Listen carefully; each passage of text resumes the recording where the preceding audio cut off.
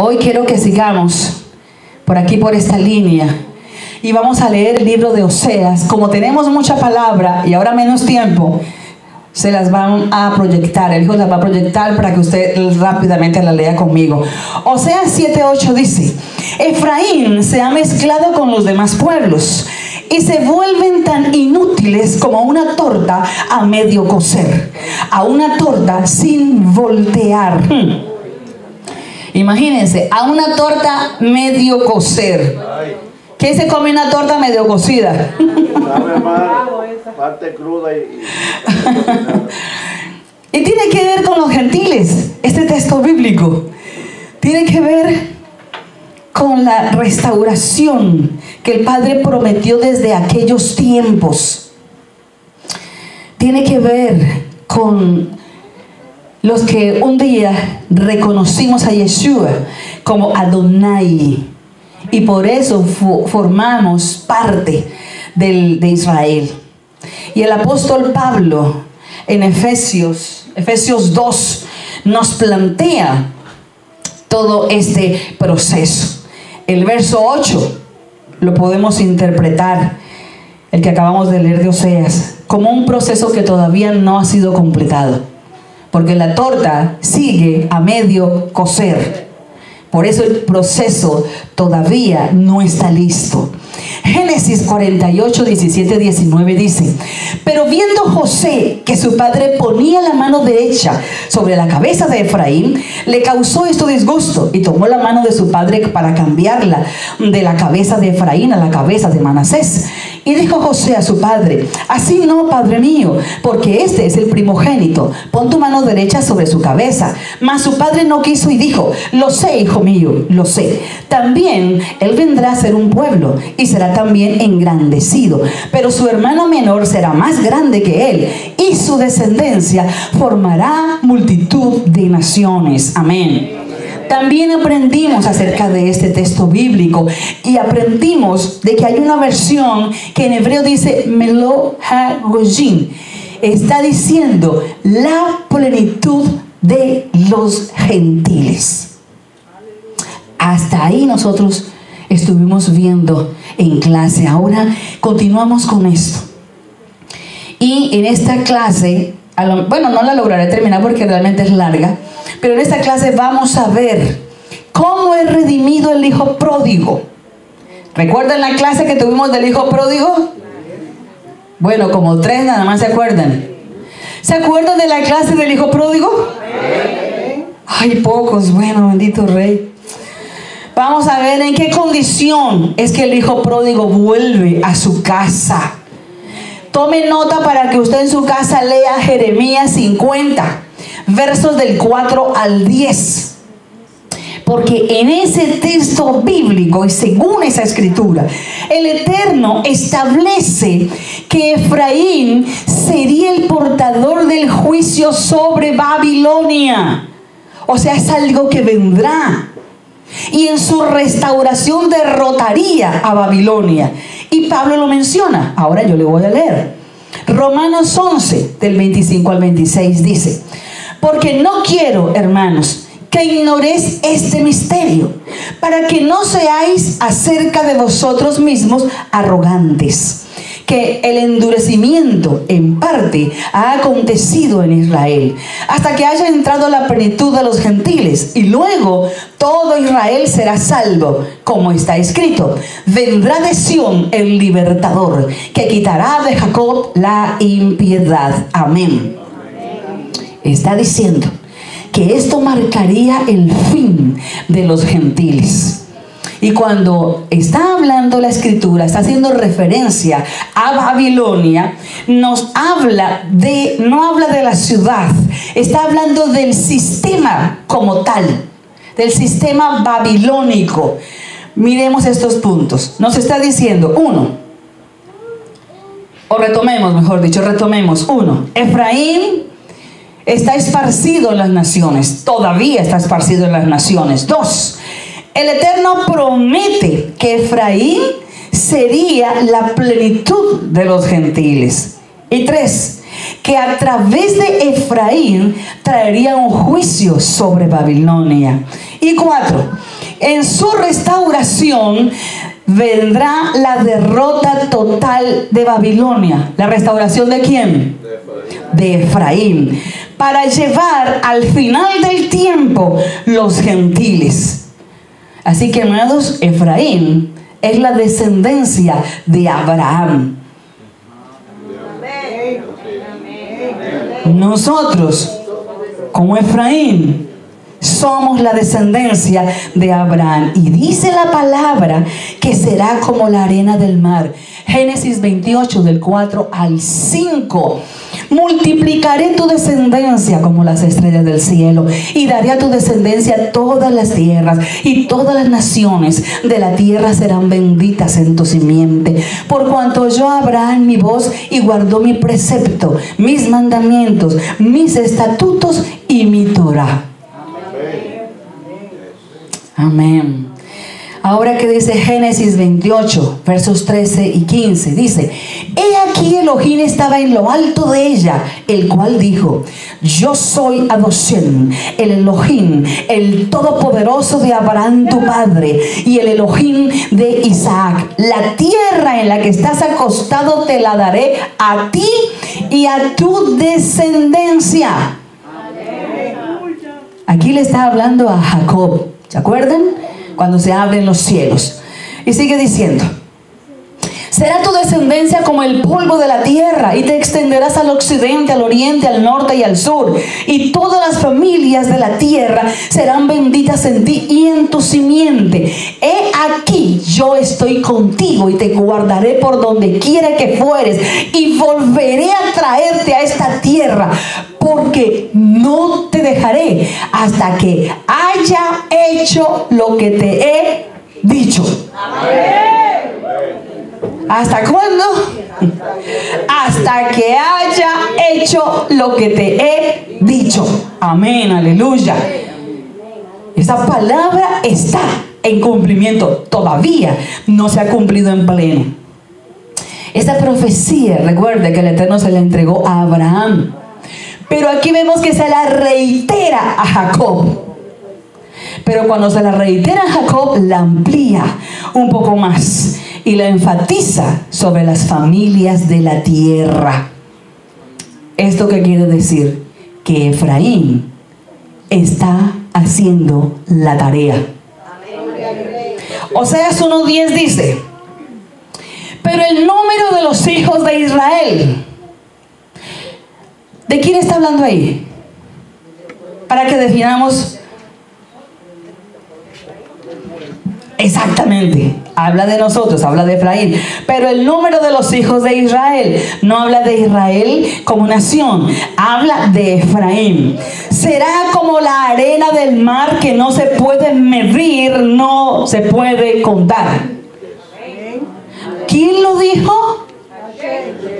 Pero ¿quién? ¿A quién se lo dijo Hashem? A Oseas, al profeta Oseas. Entonces le habló a Abraham, le habló a Jacob, y Oseas el profeta también lo está profetizando. ¿Vamos juntos? Bien, para que podamos entender ampliamente ese proceso de restauración que el Eterno está prometiendo aquí en la Escritura, vamos a aprender un poquito acerca de lo que es el matrimonio bíblico, a lo que es el matrimonio del Eterno con Israel. El Eterno se casa con Israel. En Shavuot, que es la entrega de la Torah, es el momento donde proféticamente el Eterno se casa con su pueblo, con el pueblo de Israel. Pero después de eso viene la división. Y ahí es cuando Adoshem le entrega la carta de divorcio a Efraín. Recuerde, el reino del sur y el reino del norte. Judá, ¿dónde está? Hagámoslo juntos. En el reino del sur. Judá en el reino del sur. Efraín en el reino del norte. Y por haber hecho lo equívoco, lo malo ante los ojos del Eterno, el Eterno, después de haberse casado con su pueblo, le da carta de divorcio a Efraín, reino del norte, mas no se divorcia de Judá. Y Judá es la que hoy está establecida en el país de Israel.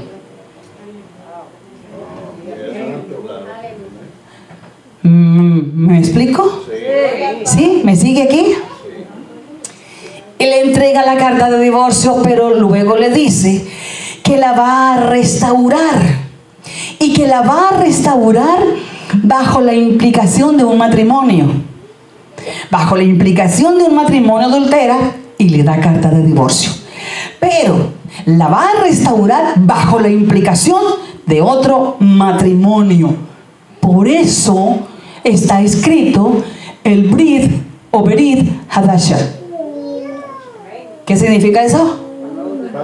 El pacto renovado. Y entonces, cuando estudiamos el pacto renovado, entendemos que desde el principio, desde estos tiempos, el Eterno estableció a Yeshua como el futuro esposo. Que primero sería el Kalá, el Hasán, el novio. En este momento él no es nuestro Hasán, y nosotros somos la Kalá. ¿Me estoy explicando? Bien, la boda bíblica hebrea del pueblo del Eterno tiene dos partes muy importantes. La primera parte de la boda se llama el desposorio. Durante el desposorio, el Hasán y la Kalá se presentaban con un testigo, y cada uno firmaba una ketubá. Ya saben qué es la ketubá, ¿verdad? Y la ketubá es un contrato matrimonial. Durante la ceremonia firmaba primero el testigo del novio, luego firmaba el novio, luego firmaba el testigo de la novia, y luego firmaba la novia. Ahí quedaba ya firmado la ketubá. Y esto implícitamente ya establecía un matrimonio. No hay sexo todavía, no hay consumación. Estamos hablando de la ceremonia, donde se firmó, se selló, donde hay un pacto. Luego de eso viene lo que es la boda como tal, donde antiguamente, desde el desposorio hasta la boda, transcurría un año. Un año. En los últimos tiempos, ya en el pueblo de Israel, se estipula que pasaría un mes. Puede pasar un mes entre el desposorio y la boda, 40 días. Entre el desposorio y la boda. Y ahí ya vendría lo que es toda la ceremonia y la consumación del matrimonio, la gran fiesta. Ahora, hay un periodo muy importante que ocurría durante ese año entre el desposorio y la boda. Y ese tiempo, o ese periodo de tiempo, era considerado el tiempo de prueba para la pareja. Un tiempo de prueba. Ya me casé, eres mío, yo soy tuya, ani le dodi di. Pero tú para tu casa y yo para la mía.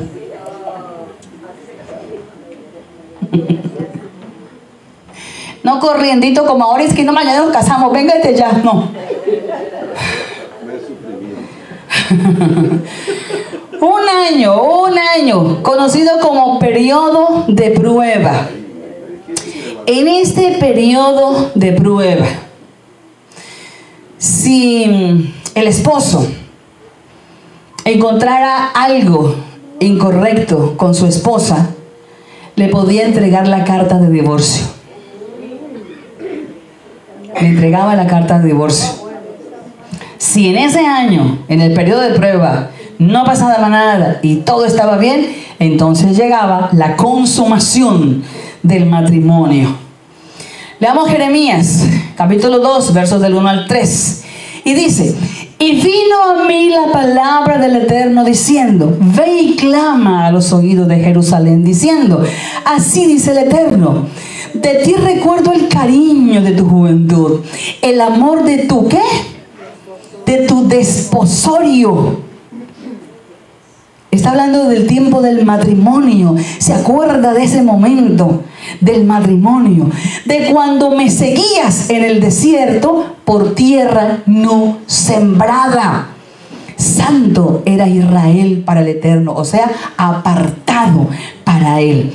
Todos los que comían de ella se hacían culpables. El mal venía sobre ellos, declara el Eterno. El esposo, el Eterno era el esposo de su pueblo. Por tanto, todo aquel que viniese a hacerle daño, el Eterno se encargaba de todos sus enemigos. Y Oseas dice lo siguiente en el capítulo 2, versos del 19 al 20. Te desposaré conmigo para siempre. Te desposaré conmigo en justicia y en derecho, en misericordia y en compasión. Te desposaré conmigo en fidelidad y tú conocerás al Eterno.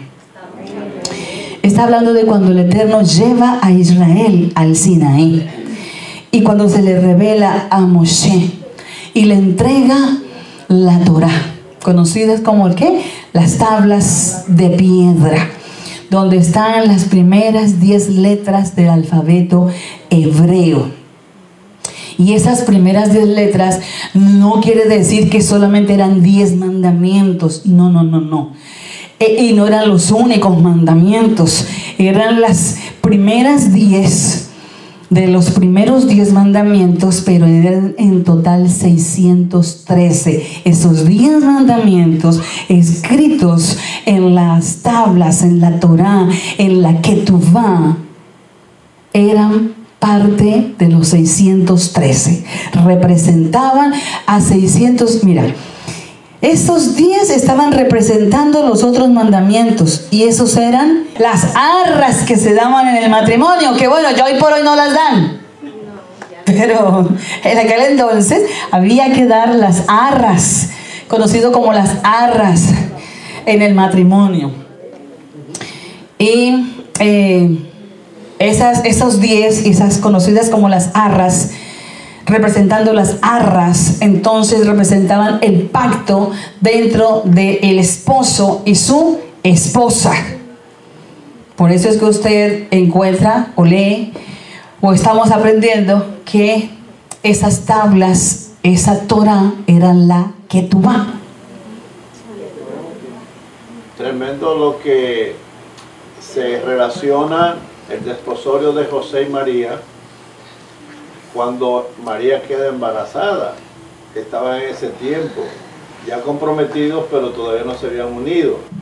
Es que es lo mismo porque ellos son del pueblo de Israel, entonces tenían que llevar exactamente el modelo para poderse casar. Ahora, miren, cuando Moshe recibe las tablas, lo que el Eterno le está entregando es la Ketubá, o sea, el contrato matrimonial. Él firma y le dice: aquí están mis arras, ve y llévaselo a mi esposa. Y vamos a entrar en el año, apartados, año de prueba, para ver cómo se va a comportar mi esposa bella. Ese periodo de prueba fue terrible. ¿Por qué? Porque la esposa se portó re mal. Dice la palabra que fue una adúltera. Y por ser adúltera, haciendo referencia a la casa de Efraín, pues el Eterno le tuvo que entregar la carta de divorcio. Estoy siendo clara, ¿cierto? Estuvo la ceremonia, el periodo de prueba, pero no llegó a la consumación. Totalmente. Las cláusulas matrimoniales no las cumplieron. Quebraron el pacto. Bendito sea el Eterno. Tengamos claro entonces que así como para ellos la Torá era el contrato matrimonial, la ketubá, donde tenía preceptos que había que cumplir dentro de ese pacto, para nosotros hoy la Torá también es un contrato matrimonial. Cuando nacemos en Yeshua, recibimos la Torá. Y si recibimos la Torá, quiere decir que estamos en la primera fase de ese contrato. Estamos preparándonos. Exactamente, amor. Y por eso es que debemos caminar con la Torá. No solamente ella es el contrato matrimonial, ya sabemos que también es un manual de instrucción del padre sobre sus hijos. También sabemos que es un código jurídico con el cual nosotros legislamos en este mundo.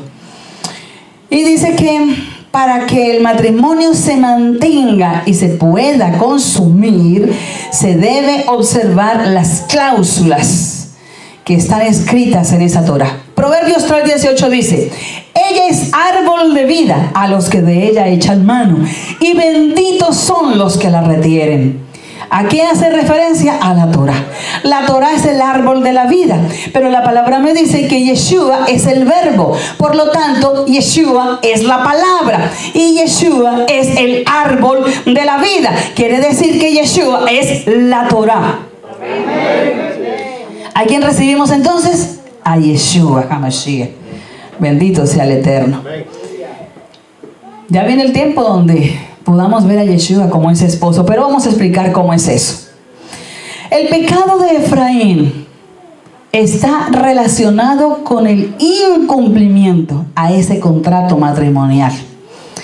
Veamos lo que dice Jeremías 3:8, por lo cual recibió carta de divorcio. Ella vio, por haber fornicado la rebelde Israel, yo la había despedido y dado carta de repudio, pero no tuvo temor la rebelde Judá, su hermana, sino que también fue ella y fornicó. Habla claro. Cuando dice por haber fornicado la rebelde Israel, ¿de quién habla? La rebelde Israel es... Exactamente. Por haber fornicado la rebelde Efraín, le di carta de repudio, pero aunque Judá vio lo que le hice a Efraín por haber fornicado, nada, fue hizo lo mismo, también fornicó. Sí, porque aquí no solamente Efraín fue el que se equivocó, Judá también se equivocó. Pero hay una gran diferencia, o diferencia no, hay un propósito por el cual el Eterno no le dio carta de divorcio a Judá. Lo vamos a ver más adelante.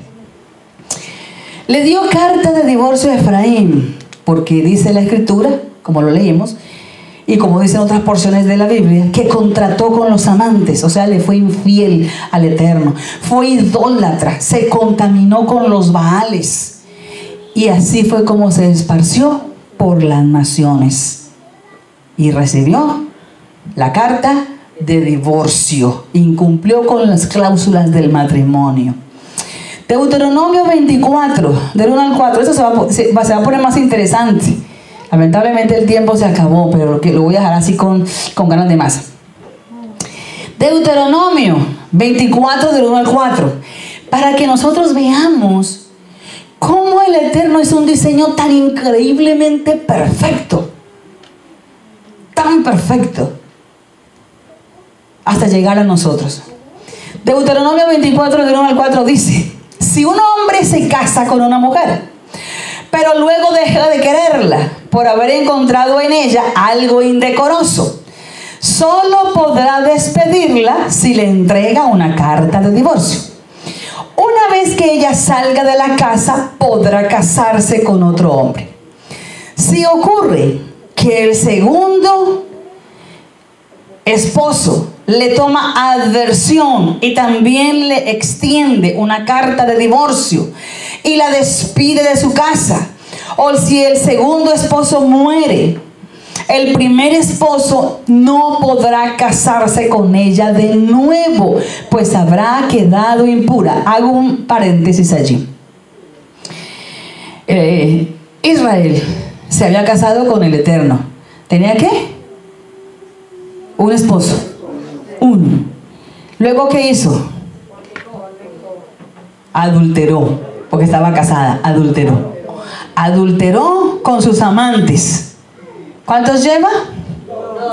Y entonces dice aquí, el punto 3. Voy a leer otra vez el 3. Si ocurre que el segundo esposo le toma aversión y también le extiende una carta de divorcio y la despide de su casa, o si el segundo esposo muere, el primer esposo no podrá casarse con ella de nuevo, pues habrá quedado impura. Eso sería abominable a los ojos del Eterno. Y dice el Eterno: no perviertas la tierra que el Señor tu Elohim te da como herencia. Mire, por las dos divisiones del reino, o sea, reino del norte y reino del sur, el Eterno le tiene que dar la carta de divorcio y su propia sentencia en la Torá, escrita en el libro de Mateo 24. Sentencia que el Eterno establece, le impide al Eterno volverse a casar otra vez con su amada Israel, o sea, con Efraín. Queda impedido por su propia palabra, por sus propios mandamientos. Y de Judá los separa. Los mandamientos del Eterno no le permiten casarse otra vez con Efraín, y los mandamientos del Eterno lo separan de Judá, de la rebelde Judá. Pero viene un tiempo donde Yeshua es puesto en la tierra. Qué hermoso. Y ahí se van a restaurar las dos casas, Judá y Efraín, para hacer un solo rebaño. Esto que establece que la novia volverá a la casa. La novia volverá a la casa. Todavía me quedan ahí unos minutitos. El Eterno, retomemos un poquito entonces. El Eterno se desposa con Israel. Luego Israel hace el becerro de oro, abominación ante los ojos del Padre, y por ello es que Moshe quiebra las tablas de la Torá. El Eterno le vuelve a entregar las tablas y se establece el matrimonio del Eterno con su pueblo. Cuando se dividen los dos reinos, donde ambos pecaron, el Eterno le da carta de divorcio a Efraín. Y más adelante la Escritura nos muestra cómo Yeshua muere para restaurar esta situación de Judá y de Efraín, y pueda la novia regresar a la casa bajo la implicación de una boda. ¿Me explico? Una boda, infidelidad, carta de despido. Yeshua viene para iniciar el proceso de restauración como ese novio, pero tiene que morir, y muere, y estamos esperando que regrese para que bajo la implicación de una boda puedan ser restauradas las dos casas y haya la unidad.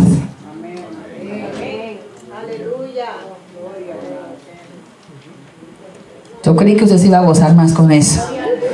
Pensé que se iba a gozar muchísimo más con eso. Vamos a avanzar un poquito. Voy a dejarle con otra golosina.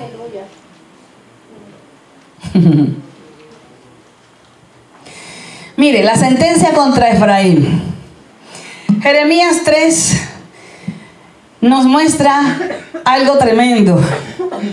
Y es que el Eterno manda a Oseas a que se case con Gomer. ¿Se acuerdan quién es Gomer? La prostituta.